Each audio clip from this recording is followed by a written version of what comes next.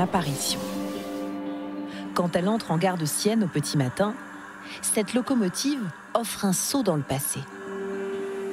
Une vieille machine à vapeur des années 20, parfaitement restaurée, qui fascine les passagers dès les premières minutes de son arrivée. Peu à peu, les 450 voyageurs prennent place dans ces wagons d'un autre temps.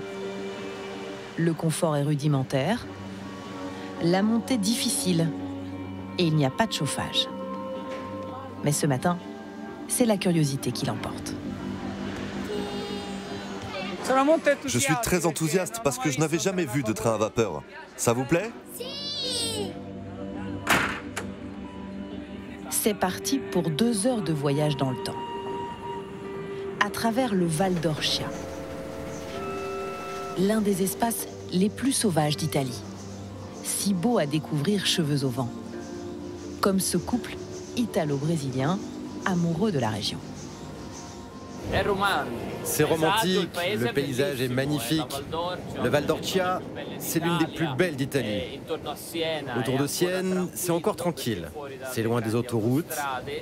Je viens de voir un lièvre, un daim. C'est plein d'animaux.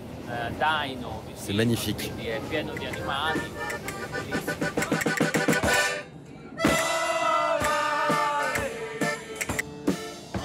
Et pour parfaire ce voyage au siècle dernier, le train assure l'animation et fait monter à bord un groupe de musiciens pour entonner en chœur les classiques de la chanson italienne. Au saxophone, Sergio Targi, 85 ans, chef de train à la retraite, qui a bien du mal à quitter ses wagons.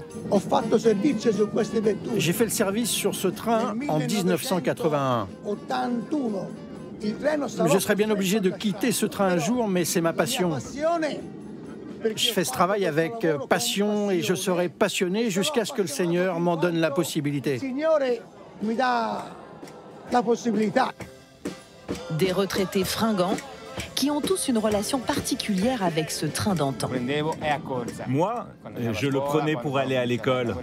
Je courais et je m'accrochais au dernier wagon parce que j'étais tout le temps en retard. Un plaisir d'être là communicatif qui se transmet auprès de toutes les générations, y compris les moins de 30 ans. Ça met de la joie, c'est quelque chose d'assez particulier, tellement différent de notre quotidien. C'est un plongeon dans le passé, qui nous montre d'où l'on vient, pour mieux savoir où on est aujourd'hui.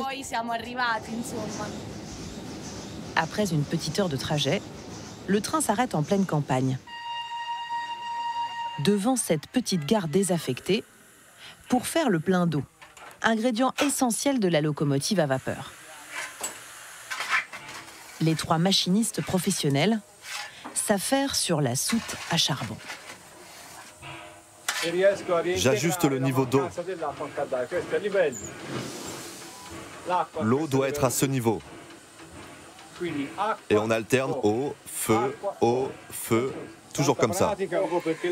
Il faut beaucoup d'expérience pour maintenir la pression au maximum pendant tout le voyage, donc c'est assez délicat. Des gestes qui font rêver les voyageurs, venus aussi pour voir cette belle machine tourner. Je suis passionné depuis que je suis tout petit. Je viens de loin, de Rome, pour le montrer à mes enfants. C'était la passion de mon père et je la perpétue. Quand je vois un train comme ça, je suis heureux. Au bout du voyage, le village de San Giovanni d'Asso et son marché de producteurs locaux, où les passagers peuvent déguster charcuterie, fromage ou la fameuse truffe blanche de saison.